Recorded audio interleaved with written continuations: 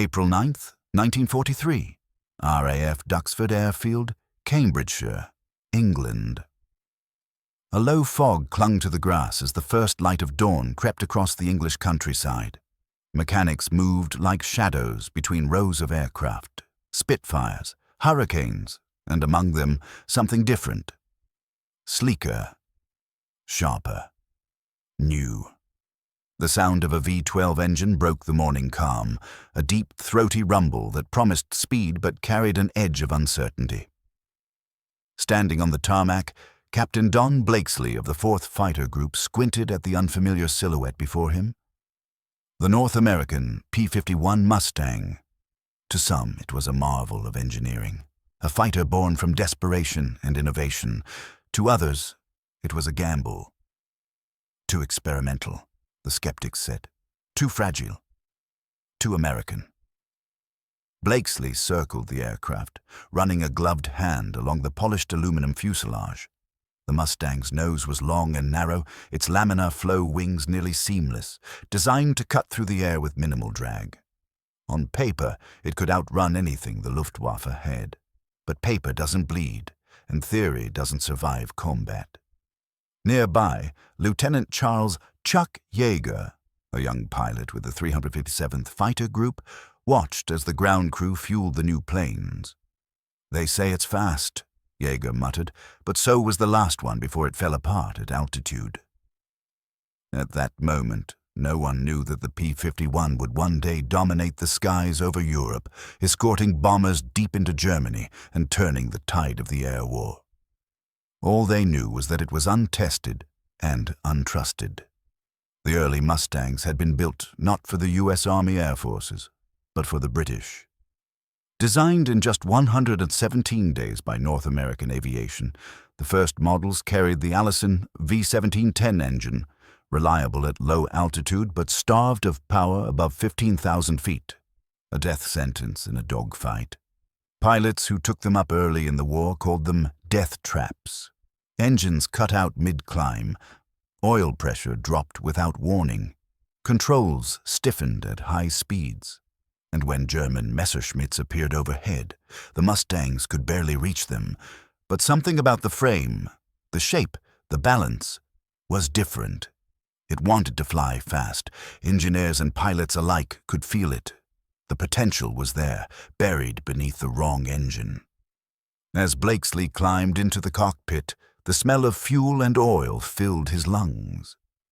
The canopy clamped shut with a heavy click, sealing him inside a world of metal and noise. He pushed the throttle forward. The Merlin engine roared to life. Not the Allison this time, but a British Rolls-Royce Merlin 61, recently fitted for testing. The plane leapt down the runway and tore into the air like a bullet freed from gravity.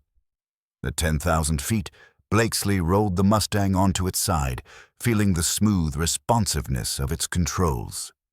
At 20,000, the engine still roared strong, the altimeters spinning upward. He leveled out at 28,000 feet and opened the throttle, full. The horizon blurred into streaks of cloud and light. He grinned beneath his oxygen mask. This was not the same airplane. Down below, the tower received the radio crackle. "Duxford Control, this is Mustang 1. Gentlemen, we might just have something here." The transformation had begun, but few yet understood what it meant. The marriage of the American airframe and British engine would redefine the skies over Europe. Still, the war would not wait for engineering miracles. The Luftwaffe ruled the air. The 8th Air Force's bombers were being slaughtered on daylight raids deep into Germany. The Mustang's time was coming, and when it arrived, it would come like thunder.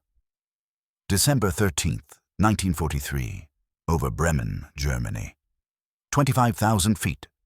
The sky was a sheet of gray steel. Below, the black smoke of flak bursts speckled the heavens, reaching upward like claws. The steady drone of hundreds of bomber engines filled the thin air. B-17s and B-24s of the 8th Air Force, lumbering east toward their target. Above and around them, tiny dots darted and wove through the chaos. P-51 Mustangs, now equipped with drop tanks that extended their range deep into Germany. Major James H. Howard of the 354th Fighter Group led the escort that morning. The mission was simple: keep the bombers alive. But in late 1943, that was no simple task. Every man in the formation knew the statistics. Losses over Schweinfurt, Regensburg, Bremen. Dozens of flying fortresses torn apart by Messerschmitts and Focke-Wulfs. Howard scanned the horizon through his canopy, vapor trails streaking across the pale sky. "Eagle Flight, check fuel," he ordered over the radio. Replies crackled back, tight and clipped. Then the warning came. "Bandits, 11 o'clock high." Out of the sun dove a swarm of Bf-109s, sunlight flashing off their wings. The formation broke instantly into chaos. Howard rammed the throttle forward, his Merlin engine screaming as he banked hard left. His wingman stayed tight, tracer fire slicing past their wingtips. The P-51's power was intoxicating. It climbed fast, faster than the 109s had expected. Howard pulled up and rolled over into a dive, chasing one of the German fighters through the bomber formation. The radio filled with shouts and gunfire. "Red 2, I've got a 190 on my tail." Break left, they're hitting the lead B-17. Howard lined up his shot. The Mustang's .650 caliber Browning machine guns chattered to life, spitting fire and smoke. The German fighter ahead of him disintegrated under the barrage, spiraling down in flames. For the first time in the European theater, the Luftwaffe pilots were not the ones with the upper hand. The Mustangs could now escort bombers from England all the way to Berlin and back. They could dive faster, climb higher, and dogfight longer than almost anything Germany could put in the sky. Still, victory came at a cost. Howard's wingman was gone, shot down somewhere over the North Sea. Another Mustang spiraled down trailing smoke, the pilot bailing out too low for his chute to open. But the tide was turning. Word spread quickly among bomber crews. "We've got the Mustangs now." From that day forward, the morale of the 8th Air Force shifted. The long-range escorts gave bomber crews a fighting chance. The Luftwaffe, once feared as unbeatable, began to falter under the relentless pressure of Allied air power. In briefing rooms across England, new tactics were born. Instead of merely defending bombers, Mustang pilots were given a new order from General Jimmy Doolittle himself. Go hunting. It was a bold strategy. Instead of flying tight formations around the bombers, the P-51s fanned out ahead of them, seeking out German fighters before they could even reach the bombers. The results were devastating. In the months that followed, German airfields burned. Pilots were forced to fight on takeoff, and the Luftwaffe's veteran aces were hunted down one by one. The Mustang was no longer a death trap. It was a predator. And with every mission, its legend grew. As Howard returned to base that evening, his Mustang was pitted with bullet holes, one of his drop tanks torn open. Yet he was grinning as he taxied to a stop, canopy frosted from the cold. The ground crew rushed forward, cheering. He simply nodded and said, "Tell the boys upstairs, it works." The P-51 Mustang had found its purpose, but its true test, the one that would define it forever, was still to come. March 4th, 1944, 20,000 feet over central Germany. The horizon glowed red with sunrise as Lieutenant Colonel Don Blakesley, now commanding the 4th Fighter Group, led his squadron eastward. Below them, formations of B-17 flying fortresses crawled toward Berlin, their first daylight raid deep into the German capital. For months, the Allies had planned this moment. The bombing of Berlin was not just a military target, it was symbolic. A message to the Reich itself: nowhere was safe anymore. But Berlin lay nearly 600 miles from the English coast, far beyond the range of the Spitfires and Thunderbolts that had once escorted them. Only one aircraft could go the distance, the P-51 Mustang. The Mustangs carried drop tanks under each wing, their sleek profiles glinting against the dawn. Each pilot knew that if those tanks failed or were hit, they'd be on their own, deep in enemy territory with nowhere to land but behind German lines. The radio crackled with chatter as they neared the target area. "This is Big Friend Control. Enemy aircraft inbound from the northeast. Multiple groups, altitude 23,000. Blakesley looked up. Against the brightening sky, faint black dots appeared. Dozens of them. Messerschmitt Bf-109s and Focke-Wulf 190s, Germany's finest, scrambling to defend their capital. He keyed his mic. "All squadrons, weapons hot. Let's give 'em a Berlin welcome." Engines howled. The two formations collided, head-on like opposing waves. Tracers streaked across the sky, contrails twisting in violent spirals. Captain Don Gentile, flying Shangri-La, dove through a cluster of 190s, firing short, controlled bursts. One German plane burst into flames, another peeled off trailing smoke. He barely had time to roll away as another fighter cut across his nose, guns blazing. The Mustang's controls responded instantly, light, precise, alive. Gentile slammed the throttle forward and climbed, pulling into the vertical, his Merlin engine screaming as he looped behind his attacker. The German never saw him coming. At high altitude, the Merlin's supercharger roared like thunder, still delivering power where other engines choked. That combination, American airframe, British heart, was rewriting air combat itself. By mid-morning, the sky over Berlin was a maelstrom of wreckage and fire. Flak bursts painted the clouds black. Bombers pressed on, their escorts dueling through the chaos. Then, through the smoke, Gentile saw it. The distant gray sprawl of Berlin itself, shimmering through haze and contrails. He keyed his radio again. "There it is, boys. Berlin. We made it." No one had expected them to get this far, and fewer still expected them to survive it. Yet as the bombers released their payloads and turned west for home, the Mustang still flew above them, guns ready, shields in the sky. For the first time in the war, American bombers had struck Berlin in daylight and come back alive. When the pilots returned to England that night, they were exhausted, covered in sweat, and half-deaf from hours of engine noise and gunfire. But they knew what they had done would be remembered. The Mustang had proven it wasn't just a fighter. It was the key to air supremacy.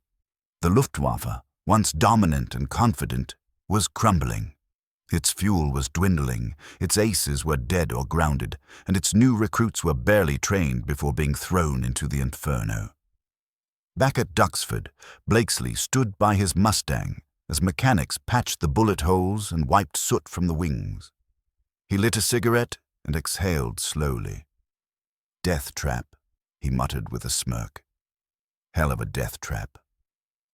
By spring, the Mustangs were flying everywhere. France, Holland, Poland, Austria. They strafed trains, attacked convoys, and ripped apart airfields at dawn. The sound of their Merlin engines became the song of Allied victory. But even as the Allies advanced, the war was far from over. Germany was desperate, and desperation breeds new monsters, jets, rockets, and the final defenses of a collapsing empire. The P-51 would face one last reckoning before victory. April 7th, 1945, over northern Germany, 22,000 feet.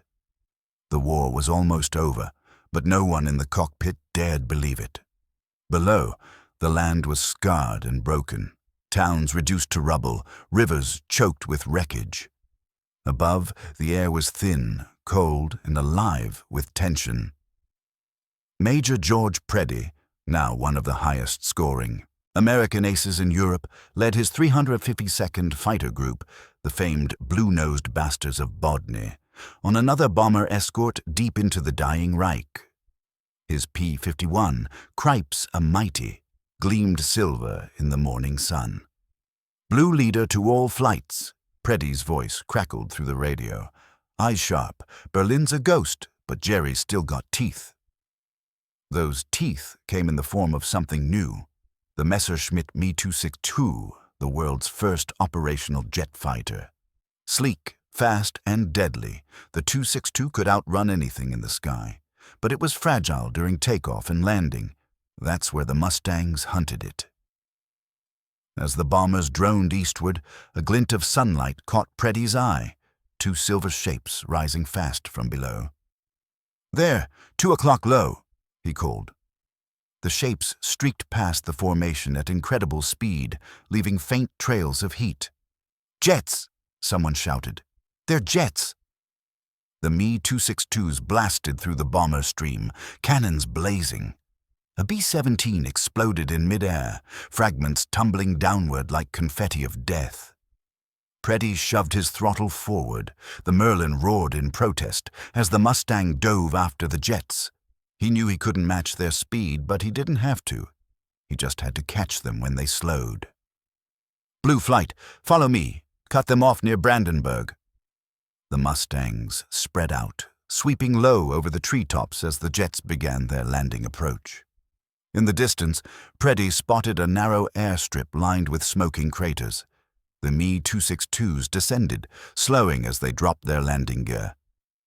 "Now, let's hit 'em!" The Mustang swooped in from the west, guns flashing. The lead jet exploded on the runway, its remains scattering like molten metal. The second tried to bank away, but clipped a wing and cartwheeled into the forest. The radio erupted in cheers. For a moment, it felt like the sky itself belonged to them, but victory came with loss. Preddy's wingman took a burst of flak and went down, his Mustang trailing black smoke into the trees below. Another pilot's radio fell silent mid-sentence. War, even in its final days, never gave anything freely. By May, the Mustang reigned supreme. Thousands patrolled the skies from England to Czechoslovakia. They strafed supply columns, destroyed locomotives, and swept the roads ahead of the Allied armies marching into Germany. When word came on May 8, 1945, Victory in Europe Day, many Mustang pilots were still airborne. Some heard the news over the radio while flying their last patrols. The guns fell silent, and the endless drone of engines suddenly felt peaceful. Captain Chuck Yeager, who had once doubted the plane back at Duxford, later said it plain. "The Mustang was the best damn plane we ever had. Fast, tough, long-legged. It could do it all." The aircraft that began as a desperate experiment had become the sword that broke the Luftwaffe's back. In the years that followed, the Mustang flew on, in Korea, in air shows, in museums. It became more than metal and rivets. It was a symbol of innovation born from necessity, of courage under fire, of pilots who turned fear into mastery.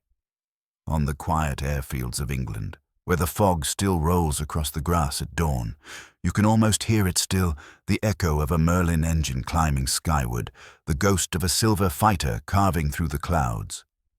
The death trap that became the king of the skies. The plane they doubted, until it ruled the war.